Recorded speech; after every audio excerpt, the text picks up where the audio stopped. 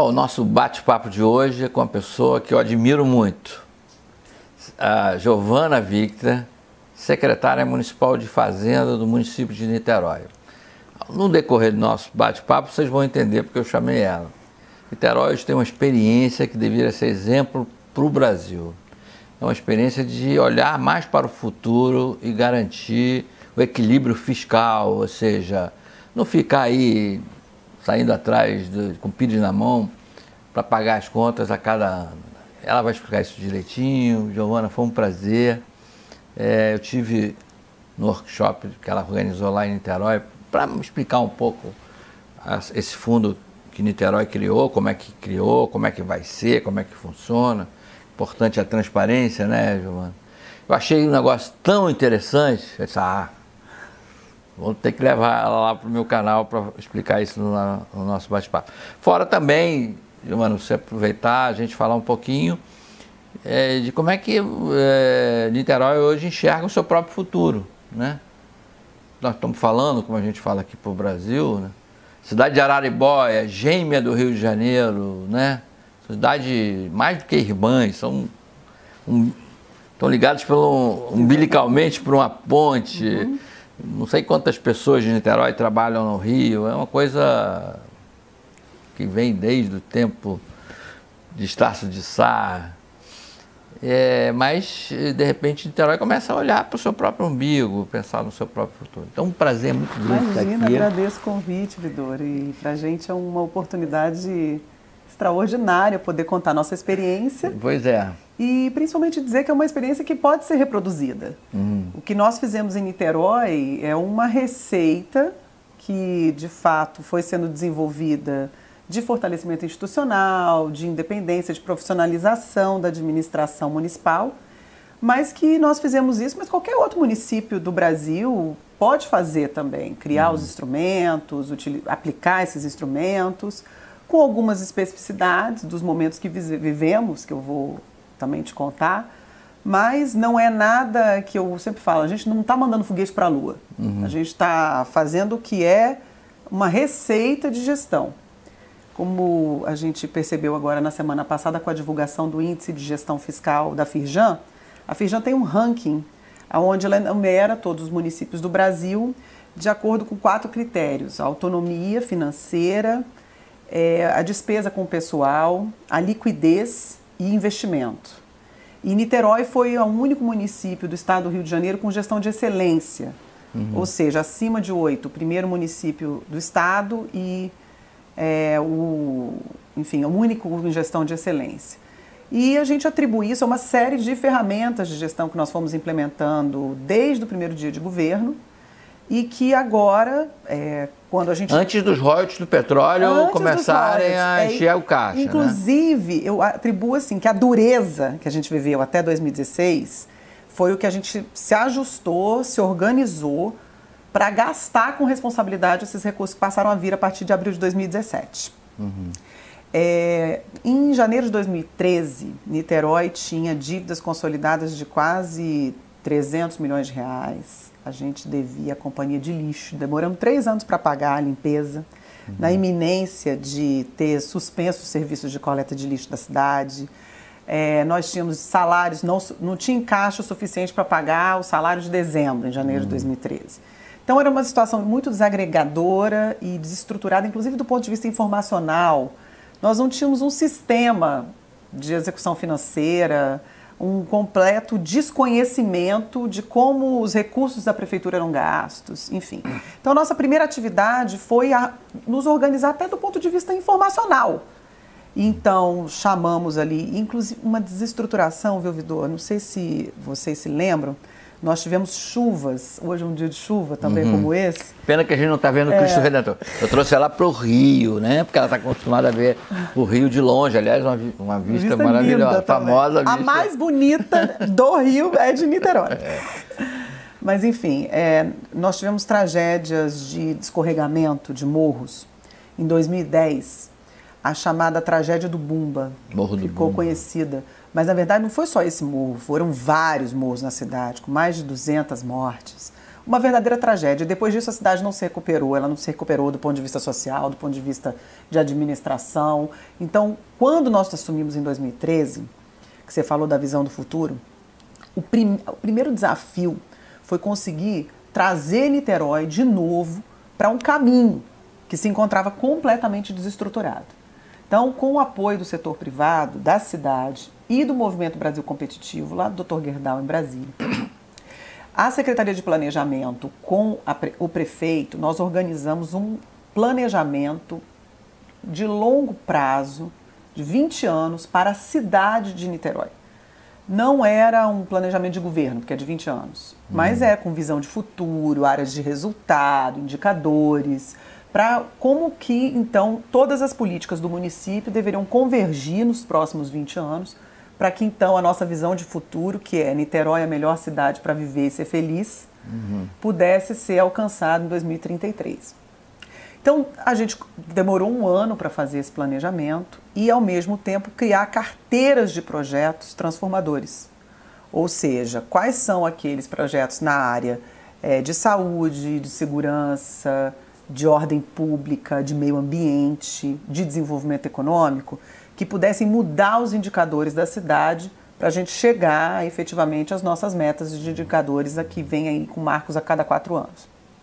Selecionamos uma carteira, implementamos um núcleo de gestão de projetos dentro do gabinete do prefeito, que é responsável por monitorar especificamente os gerentes de cada um desses projetos estruturadores. E com isso, na primeira gestão, terminamos uma carteira de 32 projetos e viramos agora também na segunda gestão uma carteira de 33 projetos estratégicos, cada um com gerente, com prazo, com monitoramento. E foi uma forma de se governar do ponto de vista de execução de políticas públicas que foi acompanhada, Vidor, desde o primeiro dia de governo, pela criação do que a gente chamou de Comissão de Programação Financeira e Gestão Fiscal. Eu atribuo a esse instrumento da CPFGF essencial para a tomada de decisão com relação à despesa pública, porque foi uma forma que nós encontramos de associar a despesa aos objetivos estratégicos do município. Porque é muito comum as coisas ficarem dissociadas, o planejamento da forma com que vai se executar, porque o orçamento nosso no Brasil não é base zero, né? Ele já vem com um monte de despesas já seja obrigatórias necessariamente pela legislação, da educação, da saúde, ou seja porque você já vem com contratos de manutenção de iluminação pública, de poda, de lixo, de merenda, em que você não consegue fazer uma reorganização da noite para o dia, porque você tem um problema de continuidade da política pública. Então, o que nós fizemos nessa Comissão de Programação Financeira é toda semana reúne-se o prefeito, a secretária de Fazenda, Planejamento e Administração. E nós discutimos todas as despesas acima de R$100 mil do município. Isso foi uma forma de você primeiro conhecer para onde estavam indo os recursos. E ali nós também ajustamos a questão da legalidade, porque o processo que chega para ser avaliado por essa comissão já passou pelo controle interno, inclusive, que verificou a questão da economicidade, da legalidade, da forma que se foi cotado o preço. Então, toda a parte da legalidade ela já foi observada ex ante a despesa. E a parte da pertinência finalística, então, avaliada por essa comissão. E aí vem todas as despesas de todo o município, de obras, de conservação, de ordem pública, saúde, educação, convergem para essa comissão, para a gente dar a prioridade. Porque é isso, nós tínhamos recursos até 2016 muito restritos. 2015, 2016, o país encolheu de tamanho, mais de 10%. Houve uma sobrecarga nos nossos serviços de educação e saúde, principalmente porque a classe média parou de ter condição de pagar colégio particular, que é uma rede forte em Niterói especificamente, parou de ter condição de pagar plano de saúde. Então, quando você tem crises como essa, além de você ter um choque na arrecadação dos municípios, você tem do lado da demanda uma pressão forte, porque a população precisa de mais serviços, de assistência social, por exemplo. O nosso restaurante popular, isso é apenas um exemplo. Nós assumimos os restaurantes populares no estado do Rio de Janeiro, eles são do governo do estado. Mas nós assumimos, a partir de janeiro de 2017, o nosso restaurante popular. Quem come no nosso restaurante popular era o aposentado do estado, que estava sem receber salário. Professor, que estava 2, 3 meses sem receber salário do estado. passaram a se alimentar no restaurante popular financiado pela prefeitura. Então, você tem uma pressão muito forte em cima daquele que é o responsável por prover as políticas que estão na linha de frente do cidadão. Então, essa dupla crise, né? O município ele é atingido de uma maneira dupla no momento de crise econômica. Sua receita... Mas aí lá no workshop você contou pra gente que foi o ano de 2016, não? Que não veio a pé. Que a conta não ia fechar, não é isso? Foi, isso aí. Então, aí a gente vai controlando semanalmente. O secretário de Fazenda traz a receita, a expectativa de receita, o planejamento leva quais são as pressões de despesa, a gente vai monitorando a liquidação da folha, a gente já separa a folha. Olha aqui, Vidor. Eu era secretária de planejamento à época. A gente separa 13,3 folhas em janeiro do ano. Tiro, confisco do orçamento.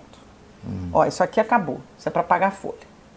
Pô, você acredita que o pessoal ia falar para o prefeito que aquilo era uma bobagem? Que bobagem! O Estado não faz assim. Olha aqui, o Estado não faz assim. Um grande exemplo. O Estado só separa 6 meses. Aí eu falava, mas prefeito, por quê? Porque assim, isso aqui é uma expectativa, é uma despesa que não tem jeito vai dela ter pra que fazer, né? Então por que vai deixar livre no orçamento? Tanto que o Estado parou de pagar em setembro de 2016, salários. Aí, bom, a gente bancou e a gente sempre separou toda a folha, inclusive dos aposentados, no início do ano, nesse trabalho da Comissão de Programação Financeira. E aí, nós vamos controlando a receita e a despesa bem certinho. Em 2016, que era o ano de fechar a conta de gestão, está terminando a gestão, nós tínhamos ali para fechar o ano, precisávamos ali de 70 milhões, mais ou menos, e a última participação especial dos royalties... 70 milhões num total de quanto, mais ou menos? Na época era 2.400. 2.400. Mas ali você já gastou quase tudo em folha, né? Para folha, mínimo de educação, mínimo...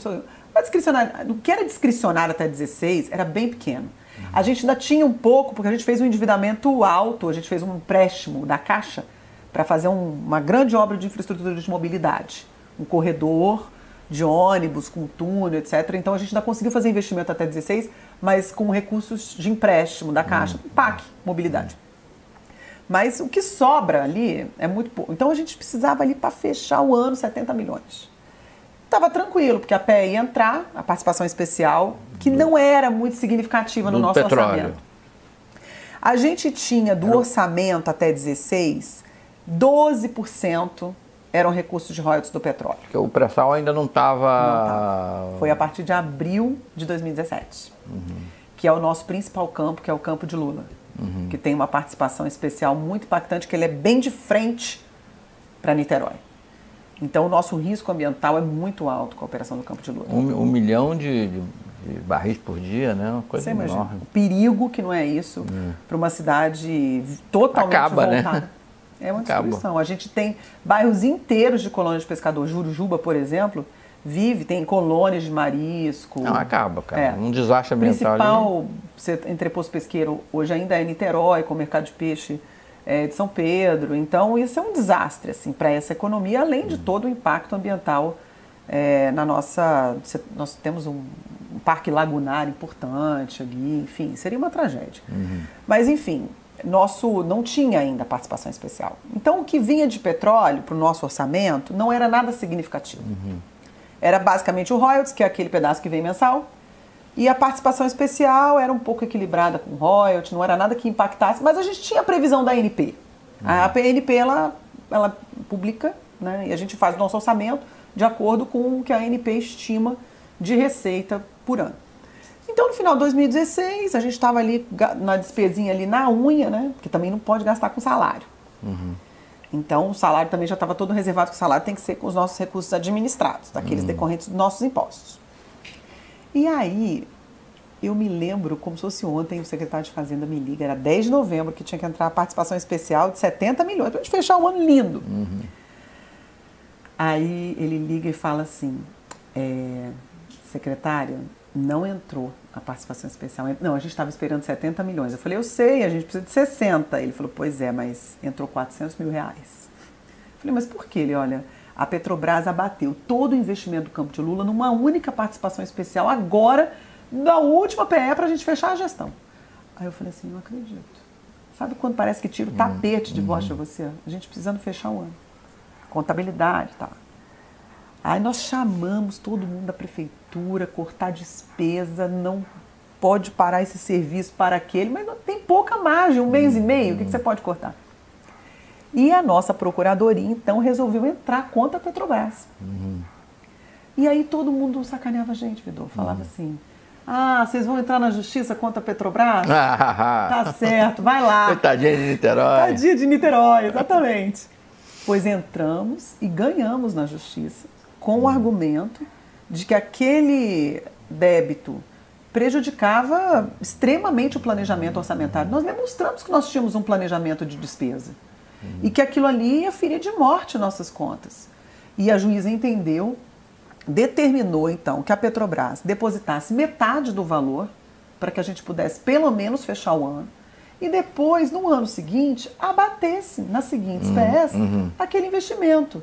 Mas é uma relação, porque há uma imagem assim, que eu avalio, sabe, Vidor, das reuniões que eu já tive na NP, de uma maneira assim, muito... Eu, como sou gestora pública federal, me sinto muito à vontade em dialogar com os demais, né, colegas. E eu percebo que há uma relação de desconfiança em relação à forma como o município trata os recursos dos royalties do petróleo, ou da participação especial, porque pelo histórico mesmo, né, que a gente viu no estado do Rio de Janeiro, em demais municípios. Então é quase como se fosse uma loteria.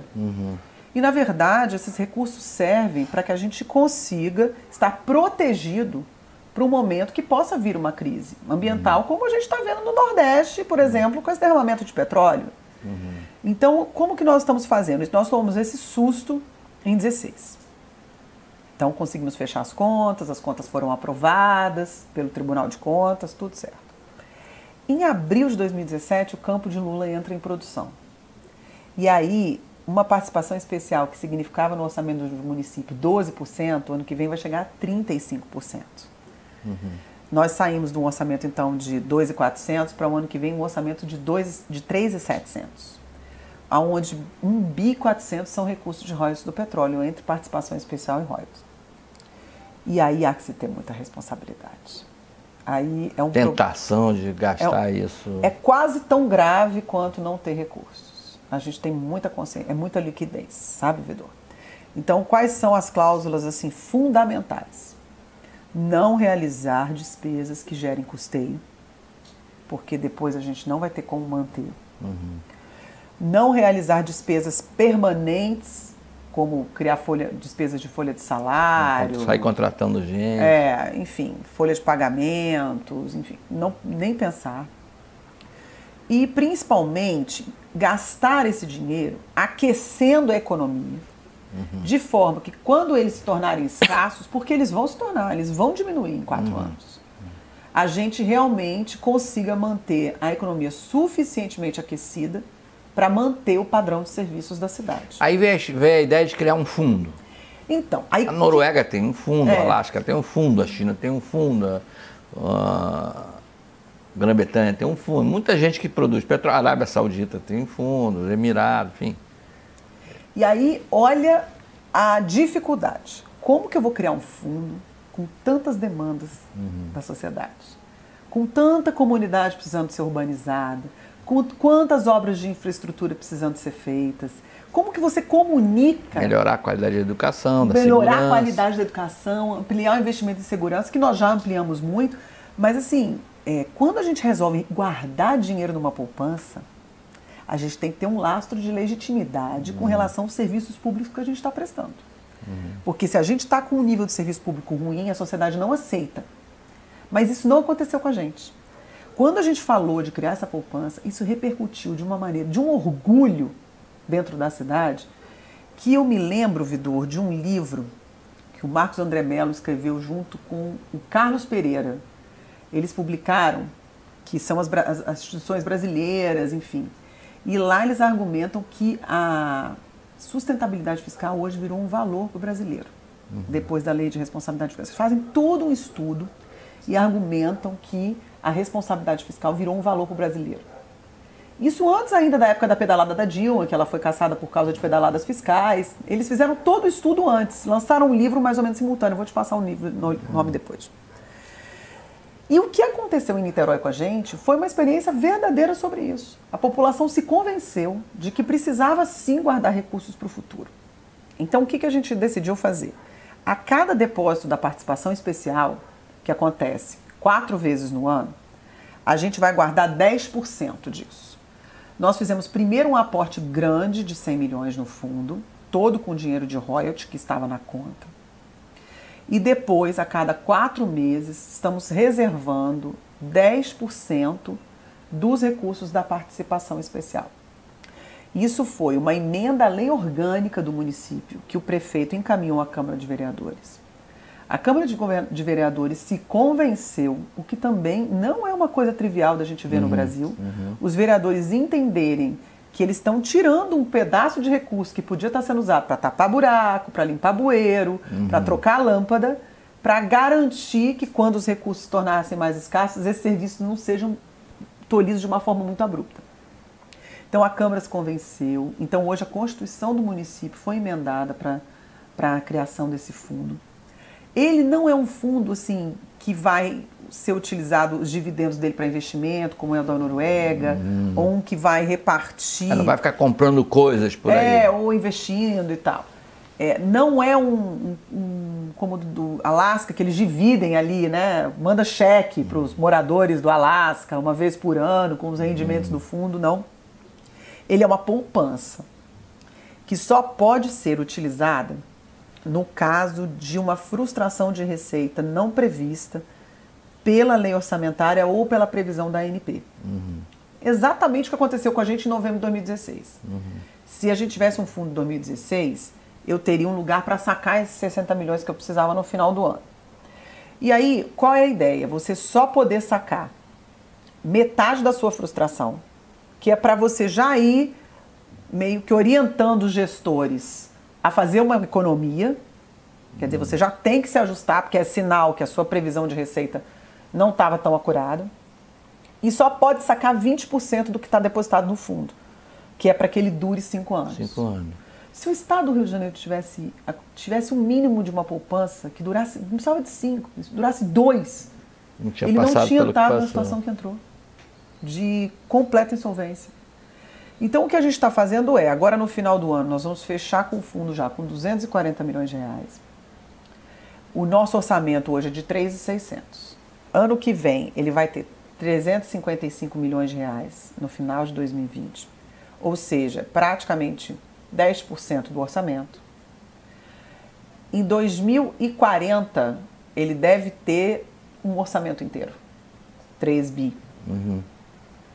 Nossa, tomara que vocês consigam. E aí, você... respira, né? E os outros 90%, né, Vidor? Aí que é o desafio. Bom, eu criei... e tem a parte que eu mais gosto. Nós temos toda uma governança de um colegiado de secretários que trata da aplicação do fundo. Eles estão esses recursos hoje estão divididos em duas instituições. Você botou no site, né? Que toda hora vê lá quanto rende esse fundo a cada minuto. O poupansômetro. Né? O Otávio Guedes que arrumou esse nome, falou. Como poupansômetro. Que é, qual é a ideia? A gente tem um site chamado Niterói do Futuro. niteroidofuturo.niterói.rj.gov.br. Ali a pessoa vê diariamente o rendimento do fundo e quanto que tem depositado na nossa conta. Então é muito... o nosso maior sonho é que a população de Niterói se aproprie desse fundo. Fique lá olhando isso é o jeito que a gente vai ter de garantir que não haja um saque ali indiscriminado. Nós, quando estávamos começando a gerir esse projeto, Vidor, conversamos com vários economistas e eles me abandonaram, porque eles tinham visto já experiências do Rio Grande do Sul, uma grande com a Ieda Cruz, de quando ela privatizou o banco, fez um fundo gigantesco também. E ele foi sacado assim da noite para o dia e exterminado em 1 ano e meio. Foi. Então eles me abandonaram completamente, mas a gente ainda assim foi em frente. E hoje, então, nós estamos com o nosso fundo estruturado e temos ainda 90% desses recursos disponíveis no orçamento para alocação discricionária, tanto da Câmara de Vereadores, que decide o orçamento, que o Executivo encaminha. E aí que veio a história da Frente Marítima. Né? Bom, nós temos o nosso colchão organizado, mas a gente agora precisa fazer política de aquecimento da nossa economia.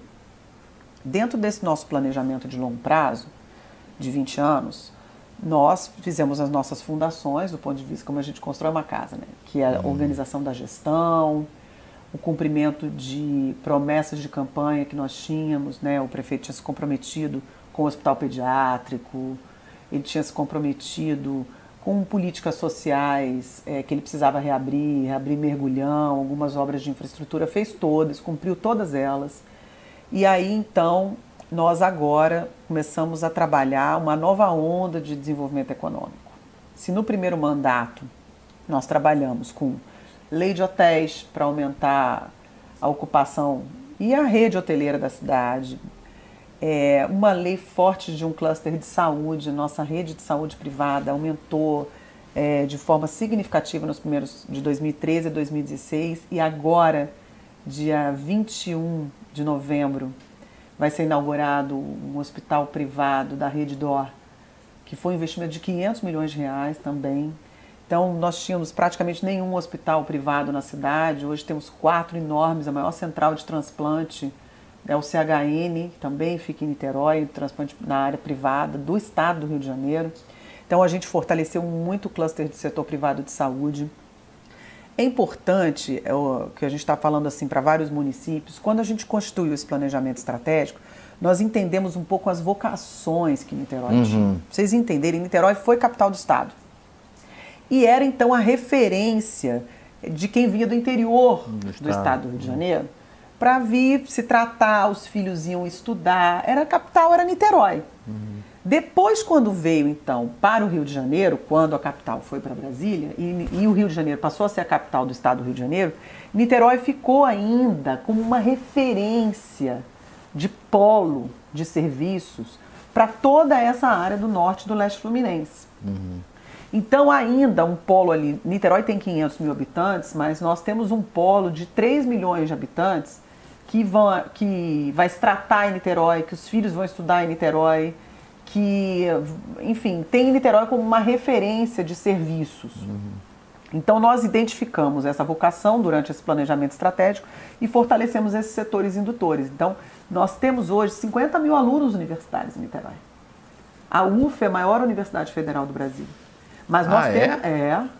a UF é a maior universidade. Maior do que a UFRJ? Maior do que a UFRJ, em número de alunos. E nós temos muitas universidades privadas também lá. Então, nós temos hoje 5 mil estudantes de engenharia em Niterói. Por isso que um dos nossos novos setores indutores agora é a área de tecnologia. Então, fortalecemos polo cervejeiro como forma de aquecimento local, fizemos várias políticas de seguros, enfim, tratamos ali esses principais setores, saúde, seguros, polo hoteleiro e algumas políticas como o selo cervejeiro, de produção artesanal de cerveja. E agora, no segundo mandato, a gente sempre ficou esperando muito, sabe, Vedor, a tal da definição da política macro sobre o setor naval. Que ela também foi assim nesses últimos 10 anos, né? Veio de uma política de conteúdo mínimo muito agressiva, prejudicou a competitividade irreal, completamente irreal.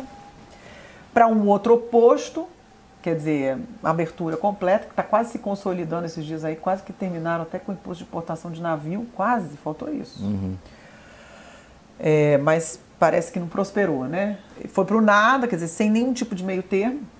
E nós temos um parque de estaleiros em Porto, que é o mais antigo do Brasil, em Niterói. Para vocês terem ideia... Barão de Mauá, né? Exatamente, Mauá, o estaleiro Mauá.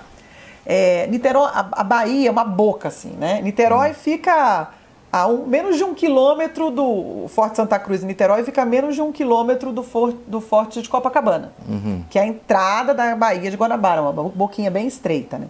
Então, nós estamos... Forte São João. Forte São João. Na Urca. Então, nós estamos aqui com toda essa lateral tomada por 11 estaleiros, 6 grandes e 5 pequenos, aonde é a região da ponte ali, Rio-Niterói. Então, nós estamos vendo aqueles estaleiros completamente sucateados. Em 2 anos foram perdidos 10 mil empregos em Niterói. Nossa, mãe. 10 mil empregos. Que afeta a população de Niterói, mas afeta muito a população de São Gonçalo também, que é a nossa vizinha ali, né? Tem uma população... Hoje, quantas pessoas trabalham? Você tem ideia, não? No setor de estaleiros ali? 3 mil. diminuiu muito. E é justamente esse diagnóstico que nós estamos fazendo agora.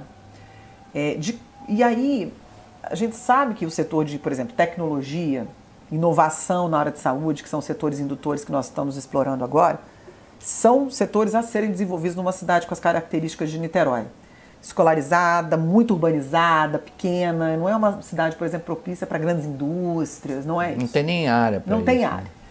Mas nós cansamos também de ver aquele parque enorme voltado para uma região, eu estava falando da região geográfica da Bahia, que é muito privilegiada. É uma área abrigada, um mar abrigado, como se fala, quer dizer, você pode ter grandes embarcações aportadas que elas não vão sofrer a Armada brasileira está toda lá, né? Tá toda em Niterói. E os comandantes da Marinha que tratam da manutenção desses navios falam: Giovana, eu encontro qualquer mão de obra que eu preciso para a manutenção dos meus navios aqui na Ilha da Conceição. É a 100 metros da onde eles estão. Por causa dessa história com o setor naval que Niterói tem.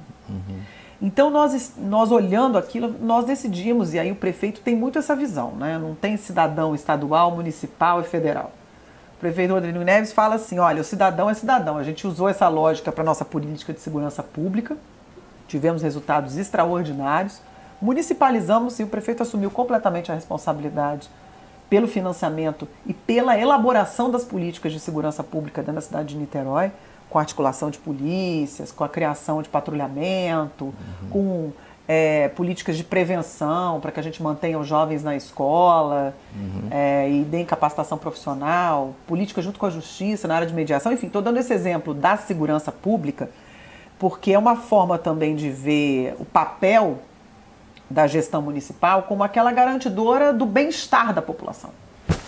E aí, pegando essa mesma lógica, olhamos o mar e olhamos assim: bom, agora chega, a gente não pode mais ficar esperando uma política de conteúdo nacional para revitalizar esse parque que a gente tem aqui. E aí, voltamos todos os nossos olhos para essa área de economia do mar, estudando a nossa frente marítima. Contratamos uma consultoria, eles estão terminando o diagnóstico com todo esse histórico, já está pronto, com todo esse histórico do nosso setor naval, a potencialidade de setores indutores, porque aí você tem o que a gente conseguiu perceber desse desenho de política pública que está saindo desse plano. A gente está chamando Plano de Fortalecimento da Frente Marítima, que envolve toda a história da economia do mar, que inclui óleo e gás, estaleiros, mas não construção de grandes embarcações, mas mais reparos, construção de pequenas embarcações, náutica.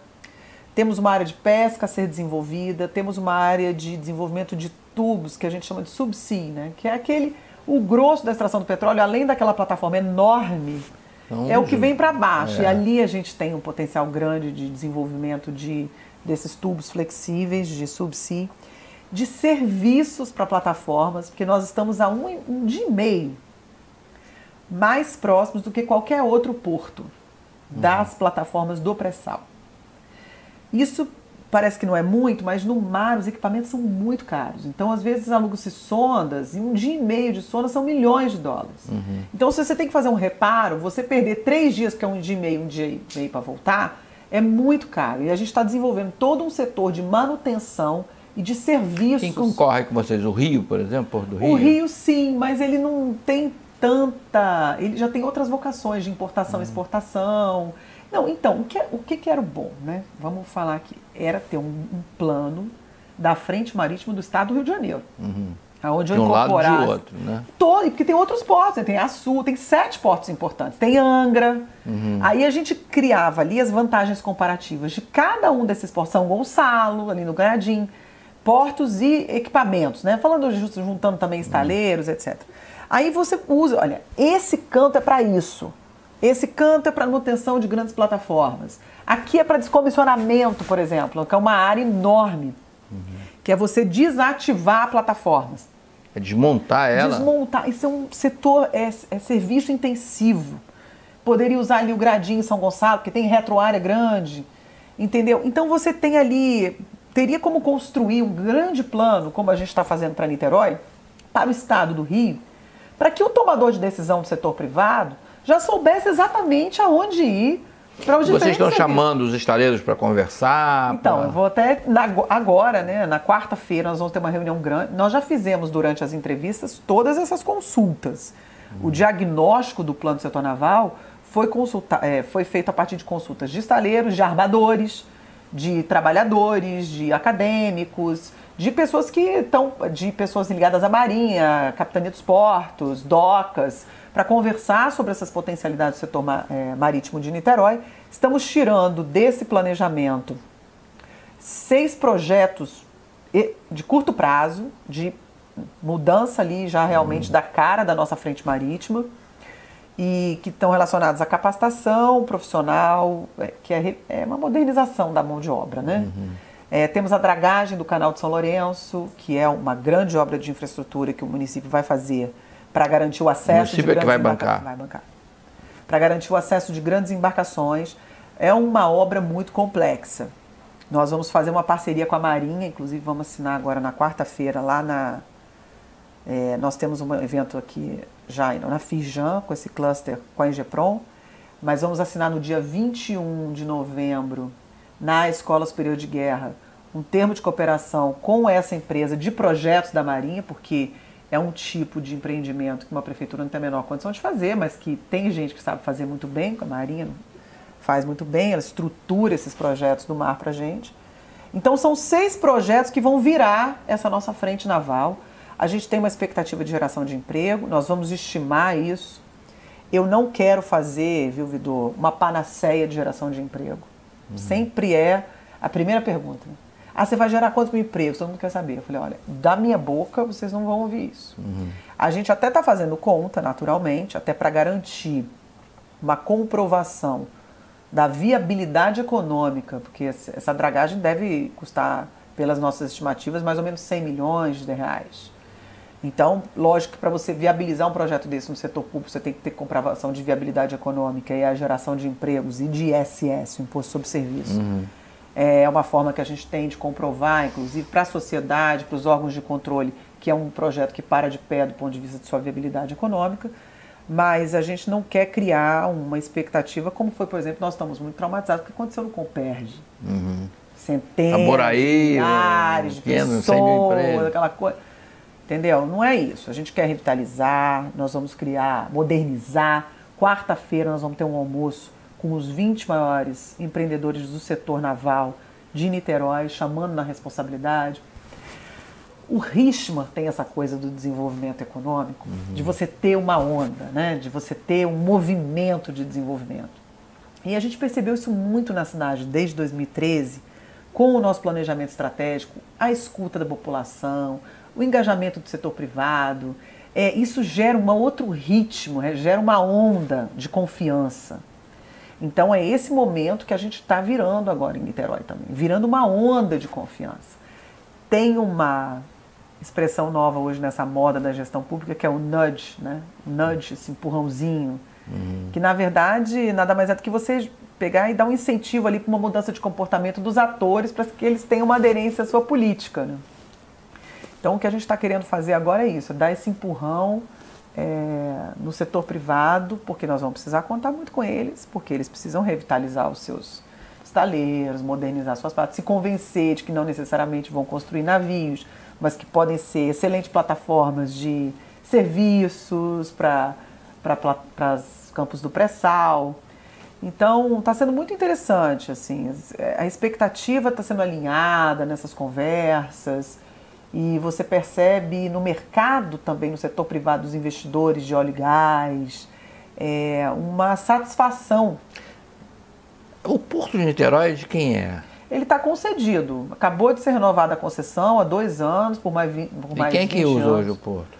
Não, tem muitas atividades já de óleo, gás e naval. O Porto hoje é um grande celeiro ali de serviços. Tem, por exemplo, uma empresa de gestão ambiental que hoje está sediada dentro do Porto de Niterói. Eles separaram uma área que recebe material contaminado e já trata ali mesmo, que já vem desses navios que estão vindo para fazer algum tipo, eles trazem às vezes resíduos para levar outras coisas, né, embarcações para essas atividades do pré-sal. Então é um hub de serviços. Já funciona Funciona bem, tem um prédio, que abriga ali diversas empresas que prestam serviços. Não vai se começar do zero, né? Já se não, começa de uma... não, ali o Porto de Niterói já é um hub importante. Nós temos uma autoridade portuária hoje, o comitê, né, que chama CAP, em Niterói. Então é um comitê ativo, onde os estaleiros, é muito interessante essa atividade do comitê, eles discutem os acessos, mas só tem uma plataforma estacionada aqui que está inviabilizando o acesso da minha, como é que é isso, quanto tempo vai sair, quanto tempo vai ficar. E a gente já está percebendo um aumento no número de empregos e uma revitalização de algumas empresas, que, claro, tem uma decorrência de uma revitalização da atividade econômica no setor? Naturalmente, tem. Mas também tem de uma confiança na cidade, na gestão, todos esses ativos. E se você dragar esse canal, possivelmente você aumenta a capacidade dos estaleiros receberem embarcações maiores, né? Porque hoje o canal uma condição, não passa raso. Ali mais do que 7 metros, é isso? Ele está raso, o canal. Nem isso. 5 metros. E no fundo bom. É mais raso ainda. E do outro lado da ponte está inviabilizado praticamente o canal. É até uma atividade, ouvidora ali, de revitalização ambiental. Ficou muito degradado depois que a ponte Rio-Niterói aterrou a Ilha da Conceição. Desce um canal, enfim... As águas não circulam. Fica represado, é até feio aquilo, junta metal pesado mesmo. Então a gente vai fazer uma limpeza, enfim. E a dragagem é como, eu faço sempre essa analogia. Você tem um fundo, um canal, né? Que aqui você no fundo tem no porto, aqui você tem diversos estaleiros. E o que você faz? É como se você tivesse um distrito industrial numa cidade, porque a gente estuda muito o desenvolvimento do distrito industrial. Tem casos famosos de Nova York, por exemplo. O que a gente tem é um distrito, como se fosse um distrito industrial, e os estaleiros e o porto fossem galpões. E o que a prefeitura está fazendo? Está asfaltando a estrada, colocando iluminação, colocando segurança, para que cada um depois faça o seu calçada, seu acesso, para poder revitalizar o seu galpão. Ali, quando a gente draga o canal de São Lourenço, é mais ou menos isso que a gente está pensando. Você faz ali um acesso, que é um investimento que eles não vão conseguir se organizar, porque vão cair na lógica dos comuns, ali na tragédia dos comuns, ninguém vai conseguir se organizar para fazer. A parte geral a gente faz, e aí cada um cava a frente do seu lugar, do seu estabelecimento. Não demora muito tempo não, Gilmar? Demora uns 2 anos. A obra é uma obra de 2 anos. Demora. Mas tem que fazer em algum momento. Se a gente pensa em longo prazo... Não tem o risco do novo prefeito parar isso, não, né? Eu acho que sempre tem, né? Mas o dinheiro vai estar lá... O dinheiro já tem. Por isso que toda política pública a gente tem que envolver a sociedade. A política pública tem que ser da sociedade, não dos governos. Por isso que a gente sempre teve esse mote do nosso planejamento estratégico, dos nossos projetos estruturadores, do próprio fundo. A gente sempre... A racionalidade nem sempre funciona no mundo da política. Aí chega o prefeito e diz, esse negócio de cavar buraco dentro do mar, isso é uma besteira, vamos fazer aqui sei lá... Um hospital, né? Não, sei lá, um hospital... Vou trocar quando é hospital ainda vai, mas quando vamos fazer um calçadão aqui, granito, né? Ligando São Francisco a não sei o quê... É um risco que sempre pode acontecer. E como que a gente, pelo menos na teoria da política pública, a gente mitiga esse risco? É bom vocês envolver a Marinha, sempre a Marinha é meio respeitada. Então, primeiro para ser bem feito o projeto, né? Então, por isso foi a principal razão de envolver a Marinha nisso, para garantir que o projeto seja bem feito. Porque o negócio da prefeitura não é fazer isso, né? Então a gente tem que se aliar com quem sabe fazer. Mas na teoria da política pública a gente tem algumas medidas que mitigam esse tipo de descontinuidade. E tem as tradicionais, que é ter uma administração profissionalizada, que é você ter condição, pelo menos técnica, de tocar os projetos, não ter uma descontinuidade. Ter recurso garantido, é uma outra forma de você garantir a continuidade. E os outros, que hoje eu imagino que sejam os mais importantes, é a população se apropriar do valor que é aquela política pública. E aí, independente de quem vier, isso você só garante tendo transparência, comunicando a população, fazendo ela se apropriar daquela política, porque aí vão trocar os dirigentes e aí compete a sociedade cobrar dele. E vai ter uma coisa de pesca também, o terminal de pesca. Também é uma das nossas... O que pode ter terminal de pesca lá? Não tem... Não tem, como assim? Porque só tem estaleiro, tem um buraquinho lá para... Já está até construído, Vidor. Ah, é? Está construído, foi inaugurado já, aliás, é uma crítica, foi inaugurado umas 3 vezes já por vários governos, esse negócio de Secretaria da Pesca e tal, e não funciona até hoje. Meu Deus do céu. Porque não tem retroárea, não tem acesso com caminhão e está raso. Está com 50 centímetros de profundidade, não chega nem um barco. Isso é ridículo. Então a gente vai ter que dragar. Mas onde é? Junto ao porto?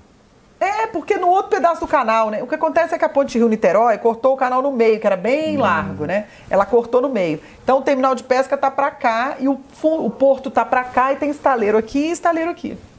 Não dá para entender não, né? Mas é mais ou menos isso.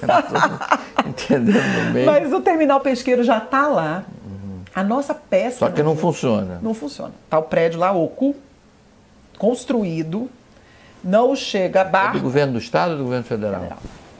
Mas nós estamos tratando com eles, com docas, vamos fazer uma parceria aí muito positiva, onde vão entrar todos. E tem que ficar quantos metros, pelo menos? Para a pesca, 6 metros. As outras atividades de óleo e gás... E hoje tem meio metro. Tem meio metro. Dependendo da maré, tem até menos. Não chega nada ali. É uma lama, é uma pena. Gente, E nosso pescado do Rio de Janeiro está indo todo para Santa Catarina. Ele está sendo processado em Santa Catarina. Itajaí. É onde tem a grande tem uma indústria grande de pesca estrutura, no Brasil. Mas eles pescam... Aí vem de caminhão para o Rio. Provavelmente vem de caminhão. E é pescado aqui.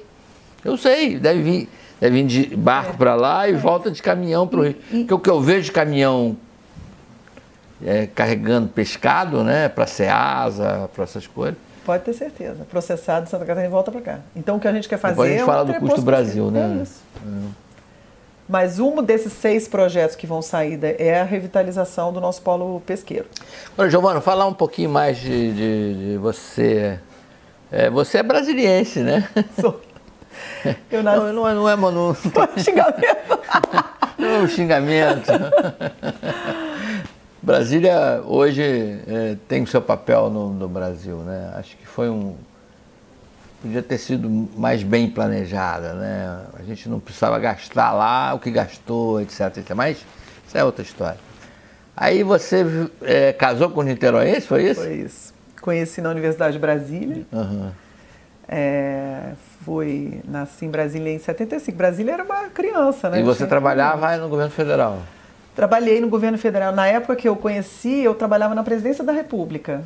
Você é servidora? Sou servidora pública federal do Ministério da Economia. Ao Niterói. Tem o risco de Brasília te pegar de volta, não? Sempre tem, né?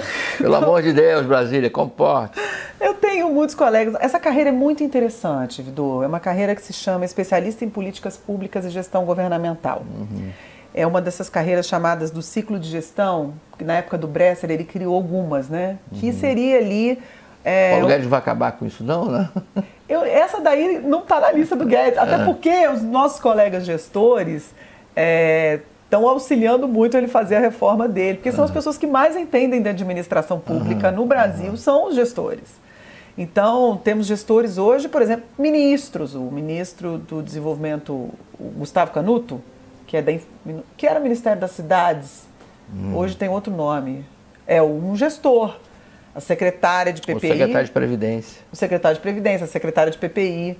São todos gestores. É uma carreira que forma pessoas para a administração pública. Com uma visão de Estado, uma visão muito... com essa visão republicana, de transparência. É uma carreira interessantíssima. E então eu já estava atuando no Ministério das Cidades, primeiro na Secretaria de Saneamento e depois na Secretaria Executiva, onde a gente justamente fazia todas os normativos, né, para repasse. De município você não entendia nada, né? O que eu entendia no município é que como que a gente repassava para o município? Só as mazelas, né? Quando chegava no Ministério das Cidades, não, os municípios não vão dar conta de fazer isso, os municípios não vão dar conta de fazer aquilo, que a gente estava ali no núcleo federal que se relacionava com os municípios. E aí foi interessantíssimo, porque vir para cá e estar do outro lado, a gente percebe a distância de Brasília, o que está acontecendo no Brasil. Há que se diminuir essa simetria de lado a lado, eu acho. Tanto do município com o que o governo federal é capaz de fazer, que também acha que o município acha que o governo federal pode tudo e não pode. Lhe falta informação, lhe falta recursos, enfim.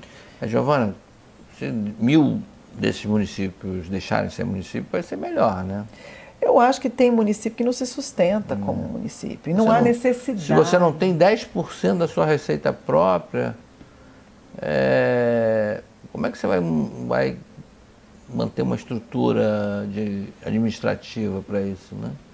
E São menos 5.000 pessoas. 5.000, quantos condomínios às vezes que a gente conhece que moram mais de 5.000 pessoas? A sua rua tem mais de 5.000 pessoas.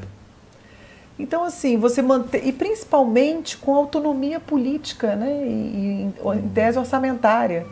Quer dizer, você tem uma manutenção de um custo de uma administração ali política que, de fato, pode fazer muito pouco. Tem muito pouco para fazer. Então, eu acredito... Quer dizer, você nunca tinha morado na sua vida em Niterói, né? Não, eu frequentava Niterói já há muitos anos, por causa do meu marido. Sempre, com os meus filhos, há 20 anos. Mas, então, eu não conhecia também o prefeito. Ele me selecionou por currículo.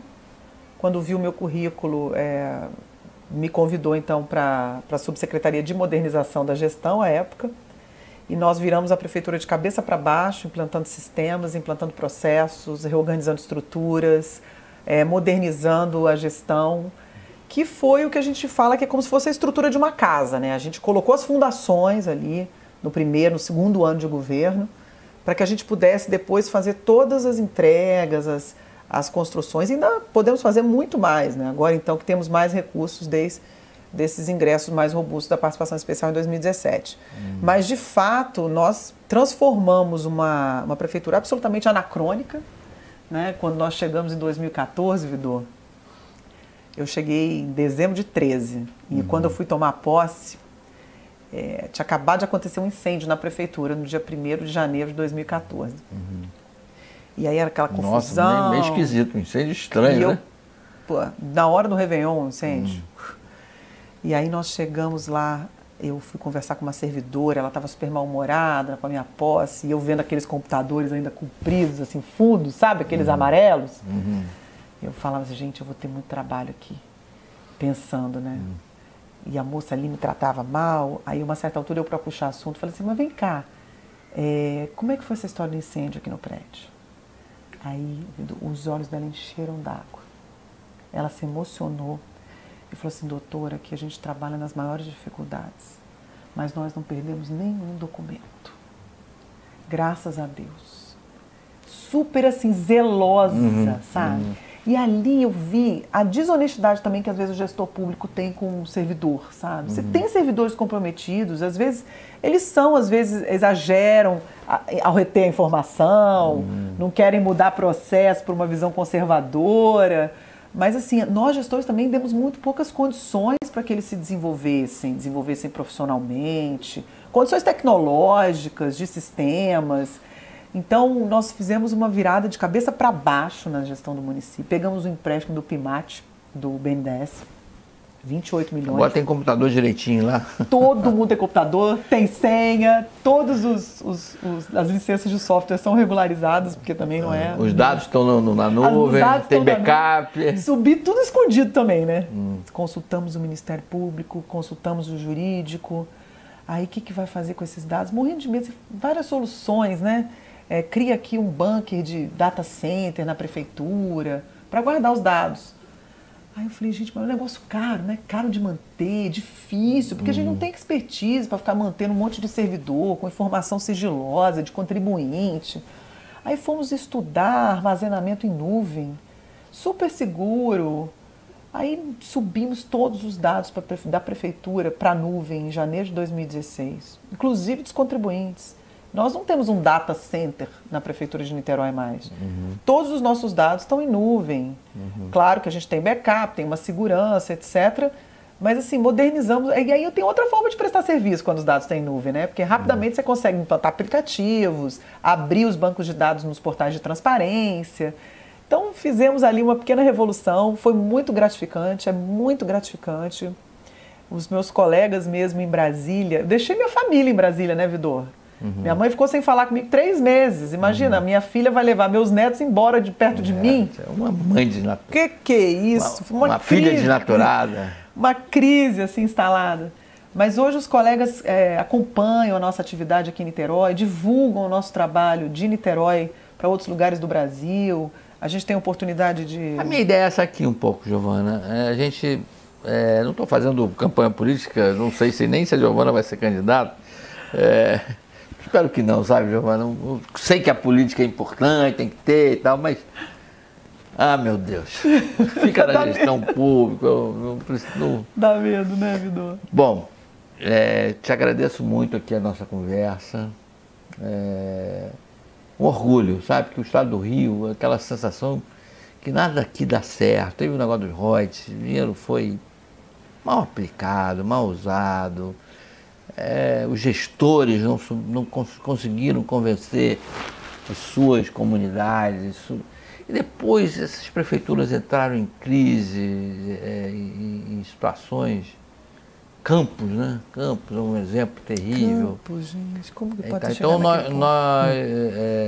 tomara que isso... É um trabalho aqui que eu, pessoalmente, espero dar uma pequena contribuição, né? Aquela contribuição de dar um exemplo. Niterói está de parabéns.